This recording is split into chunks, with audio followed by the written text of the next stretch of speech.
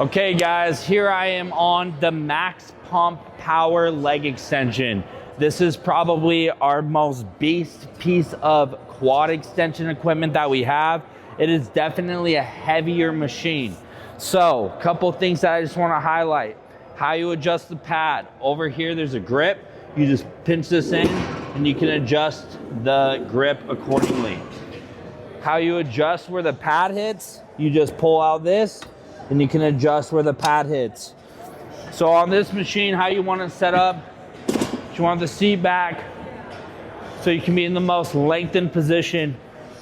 You're gonna sit in this, grab these handles, pull yourself down, get in that lengthened position, and then you're going to do the extension all the way up, bringing it down all the way up. Like I stated in the beginning of this video, this is a very heavy quad extension machine, but it is made very well and its movement profile is almost next to none.